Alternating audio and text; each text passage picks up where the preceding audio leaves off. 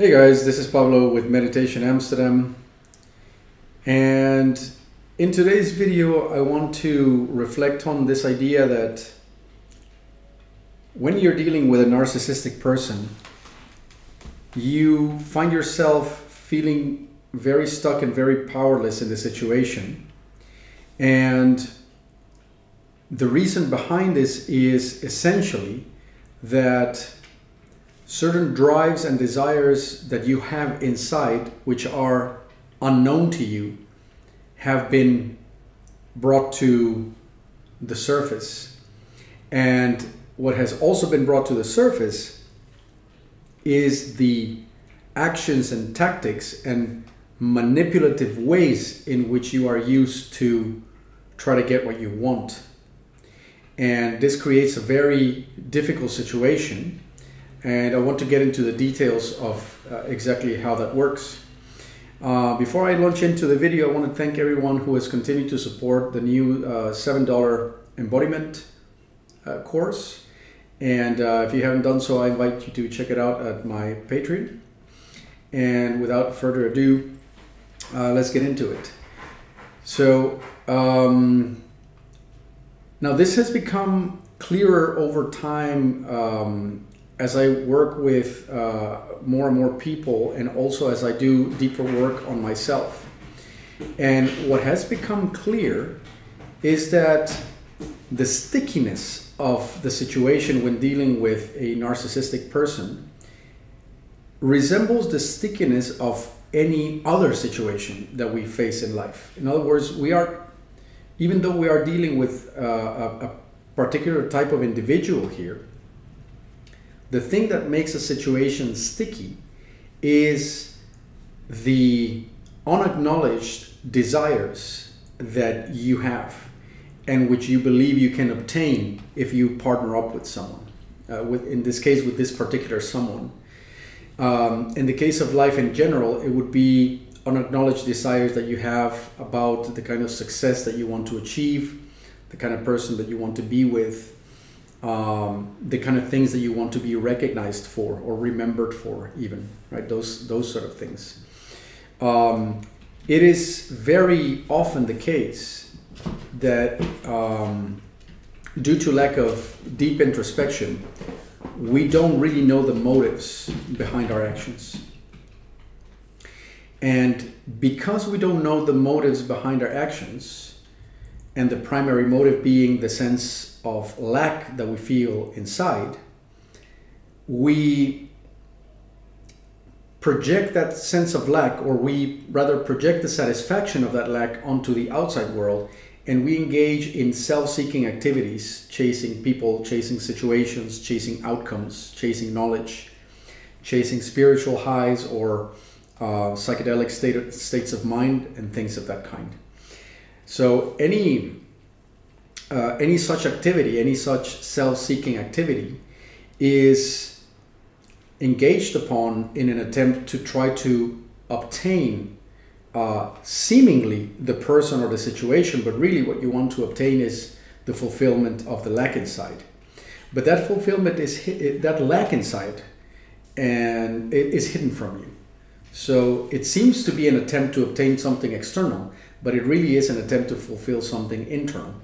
And that internal sense of lack is subconscious. So long as that internal sense of lack is subconscious, the seeking and chasing will continue on the outside, and it will make people or situations sticky. It will make them sticky because the mind will project onto them the satisfaction of that internal need. And so long as it seems that the situation is half obtainable or half attainable,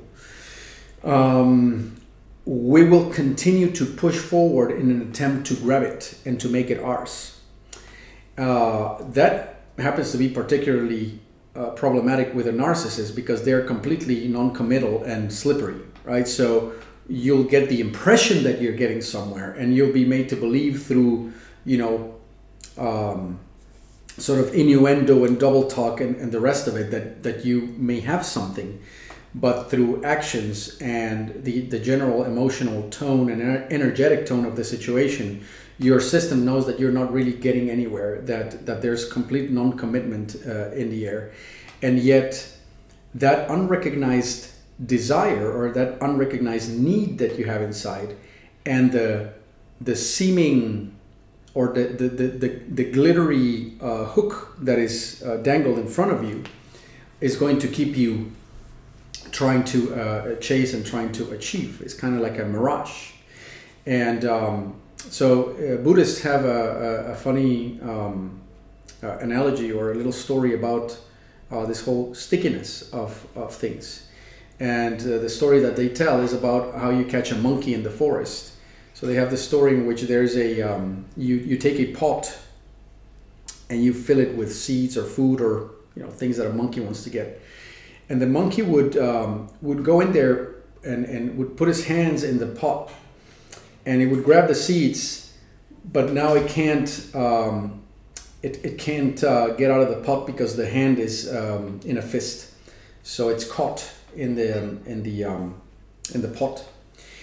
And so long as the monkey doesn't release the seeds, it's trapped. So it's literally it's got itself trapped in the pot through its own desire to get the seeds that are inside the pot. And all it needs to do is let go. But it can't, because it has an instinctual drive to grasp and to grab, which is exactly the same instinctual desire to grasp that our mind has when there are unresolved, when there's an unresolved sense of lack within. As it turns out with anyone who has the ego as their primary identity. Now, I saw something similar the other day at the park with a friend of mine. We were walking his dog, and the dog went into a pond and mistook a branch for a stick. So it grabbed on and it tried to swim out, as it often does when you throw a stick. It catches it and it swims back out. But in this case, it was a branch. So what he thought was a stick was attached to a tree, and it started to drown, actually. And it would have drowned if not for my friend going into the pond and actually carrying him out, because it couldn't let go of what it thought was a stick, which turned out to be a branch. So these are, the example of the monkey, which is a Buddhist story, and this sort of more daily life example of the dog who won't let go, are both examples of how the mind has an instinctual attempt to cling onto whatever it believes it can manipulate, and it can satisfy whatever needs are being felt, even if they are not being fully acknowledged, even if they are unconscious needs. So in the case of our relationships with people, and especially with narcissistic people, we may have needs that are totally obscure to us. They are needs that are part of our shadow. Some of these needs could be a need for recognition. Narcissists being so flamboyant and so admirable, at least on the surface. Maybe you have the need to be seen walking around Townsville with a pretty thing in your arm. Maybe you have a need to tell your friends that you found the one soulmate that you had always been looking for, while they are, partnering up with their pedestrian partners.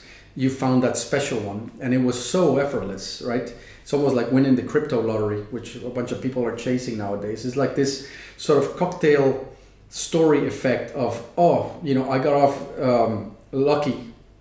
I never expected it, and look who I'm with now, right? Through no effort, with no effort. Maybe you have a deep need to feel protected by somebody else who is very shrewd and very merciless in life. There could be a lot of unrecognized, deep-seated needs that you have, which this person is now scratching, and you believe that by being in a romantic relationship with this person, you will be able to fulfill those needs and you'll be able to obtain this. And so now your hand is deep in the jar and you can't let go because there's an instinct that is keeping you stuck to that situation. And then comes the second part of how a narcissist is simply, so in this case, you already see that the narcissist is simply reflecting your shadow, right? So these are shadow parts of you that you had not been you have not become acquainted with, and now they're being reflected back at you, and you just can't see why you're stuck. That's why it's the shadow, and the narcissist is dead on reflecting this for you, just as any other life circumstance would reflect your sense of lack when you're stuck. And then comes the second part of how a narcissist can be a kind of shadow mirror, and it is this sense in which you go about trying to obtain then that goodie through people pleasing and fawning tactics, right? So chances are, if you are stuck in a dynamic of this kind, that you've used in the past a kind of a sort of people-pleasing and accommodating type of tactic, this sort of I'll scratch your back and you scratch mine type of thing, or I'll do things for you to show that it's reciprocal, right? Like we do things for one another. It's an even transactional type of thing, and I'll aim to please in order to obtain. I made a video at some point a few weeks back in which I reflect on this idea that you get into trouble with narcissistic individuals because of your fake goodness, and this would go in line with that statement, right? So people pleasing is a manipulative tactic to try to obtain validation or company or affection or whatever it is that you're after, through the exercise of leaving your dignity and your real desires and wants at the door, and essentially starting to act in a way that you think will garner what it is you want. And part of the problem is that might have worked in the family system, or that might have worked in a circle of friends or acquaintances or whatever. And generally in society, we people please. We enter into reciprocal pleasing exchanges with one another to try to keep it nice, and so that everything kind of works. Now, I'm not saying that's necessarily bad. There's something definitely to be said about good collaboration and that sort of thing. But the moment you step outside of that little boundary and you go like, well, that's not what I want, the entire thing collapses. And the problem is that with a narcissist, nothing collapses because they're there to take. And you are there with your supposedly noble reciprocal intent, and you start to people please to then obtain that promise of the goodie that we were discussing earlier in this video. And the narcissist just goes like, oh, thank you, I'll take that, and I'll take that too, and I'll take that too, and why aren't you making a bigger effort for this one? And you go like, oh, is that what you really want? Like, yeah, I really want a bigger effort, and you'll make the bigger effort, and they'll take that too, and what comes back is really nothing. Now, it's true that that's not a reciprocal healthy dynamic. I mean, that goes without saying. But what often goes unnoticed is that you are compulsively trying to people please in order to obtain something in return. And it's not working. It's not working because that individual doesn't work by the normal tenets and rules and mores of society. They don't give a damn.